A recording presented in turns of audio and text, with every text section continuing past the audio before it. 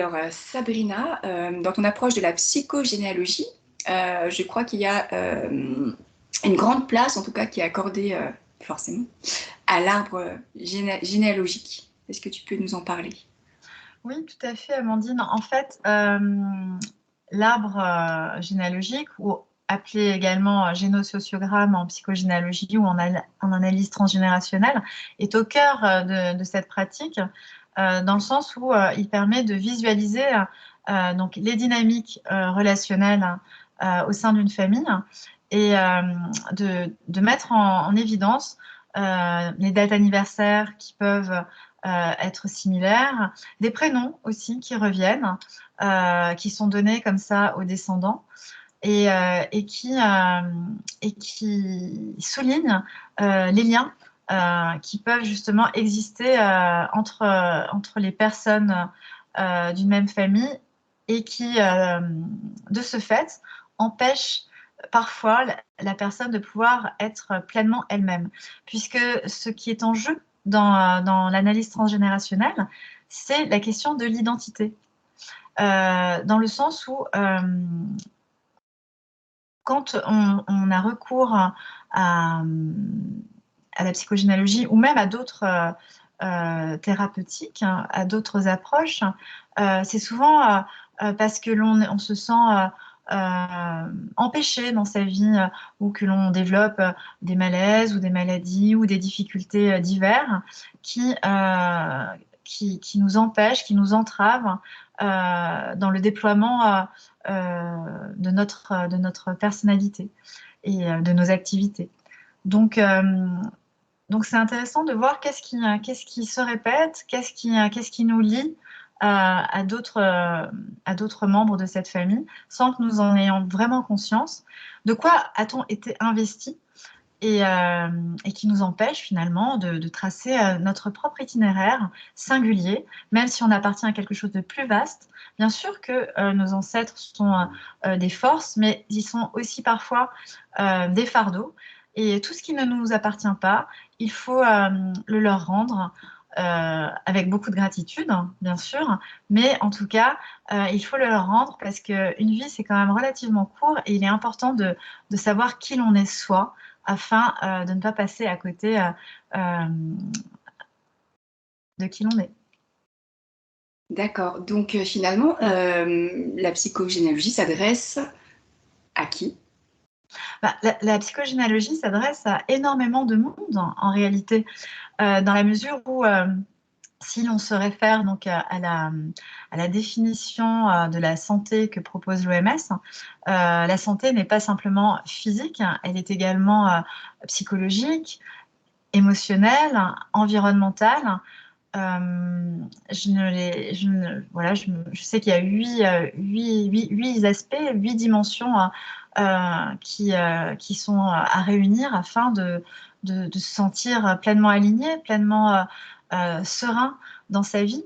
Et c'est la raison pour laquelle tout le monde peut se sentir appelé par la psychogénéalogie, d'autant que c'est toujours intéressant de comprendre d'où l'on vient pour pouvoir justement se projeter en tant qu'individualité. Cas où il y a une rupture avec sa famille, avec ses parents notamment, ou Alors, dans le cas, voilà, ou dans le cas de si les parents sont décédés, est-ce qu'on peut quand même effectuer ce travail? oui, dans le sens où certaines personnes qui ont vraiment ce goût de la recherche, euh,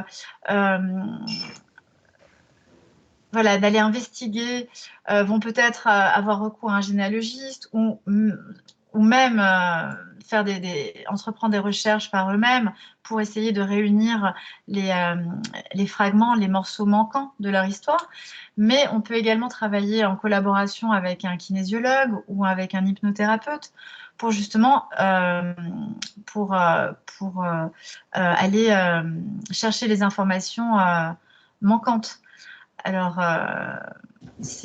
après, c'est un travail en synergie aussi pour trouver effectivement toutes les pièces du puzzle, hein, puisqu'en fait, il s'agit vraiment d'un puzzle, hein, cet arbre généalogique. D'accord. Et tu parles, enfin, tu as évoqué la notion de syndrome anniversaire. Oui, Voilà. exact. Qu'est-ce que c'est finalement le syndrome anniversaire? Alors, c'est quand dans un arbre, on repère des événements qui ont lieu à chaque fois à la même date. Par exemple, des décès qui se répètent aux mêmes dates ou des naissances ou des événements qui ont lieu à des dates similaires à plusieurs reprises dans l'arbre. Donc là, il faut étudier pour quelles raisons cet événement, quel qu'il soit, se répète. Quelle en est la raison. Et ça, c'est vraiment passionnant également. Mais donc, peut-être que c'est la question que tu vas me poser. Euh, je ne sais pas. Ce n'est pas que... c'est très enthousiasmant, la psychogénéalogie, parce que voilà, c'est un travail de transformation de soi. Déjà, on va à la rencontre de soi, on apprend à mieux se connaître, ce qui est vraiment un chemin complexe, mais très, très très galvanisant. C'est toujours intéressant finalement de comprendre finalement ce qui nous meut. Et c'est tout à fait le but de la psychogénéalogie, de permettre à dévoiler, de nous dévoiler notre identité et de transformer finalement ce qui nous paraît compliqué en force et en... Voilà, c'est un travail d'alchimisation, pour terminer, je dirais. C'est un travail d'alchimisation. D'accord. Et est-ce que tu peux nous parler des prochains ateliers, stages que tu proposes? Oui, alors notamment avec toi en octobre. Mais entre-temps, on aura le temps, je pense qu'on pourra en parler. Il va y avoir des visioconférences, il va y avoir, alors durant l'été, pas d'atelier me concernant, mais peut-être au mois de juin et en tout cas en septembre et en octobre, des ateliers donc, qui mêlent la psychogénéalogie à l'écriture intuitive et, euh, et à l'énergétique. Et puis avec toi, psychogénéalogie, énergétique et hypnose, hein, puisque je pense à plus ou moins long terme, nos collaborations se combineront par rapport à ça. Nous sommes des êtres multidimensionnels, comme tu sais, et justement, en psychogénéalogie, on peut faire intervenir différents outils qui se greffent sur cette analyse pour booster le travail et surtout pour éclairer les zones d'ombre auxquelles on n'a pas accès, notamment, comme tu l'as très bien dit, des parents décédés ou des ruptures dans une famille puisque les gens ne se parlent plus. Mhm. Peut-être qu'on aura l'occasion de faire une prochaine vidéo avec Manuela Bonfanti, ta collègue, Oui, pour parler du lien entre la psychogénéalogie et l'écriture autobiographique. tout à fait. Voilà, on va terminer là. Merci Et beaucoup. voilà, je te dis à très bientôt. À bientôt. Merci infiniment.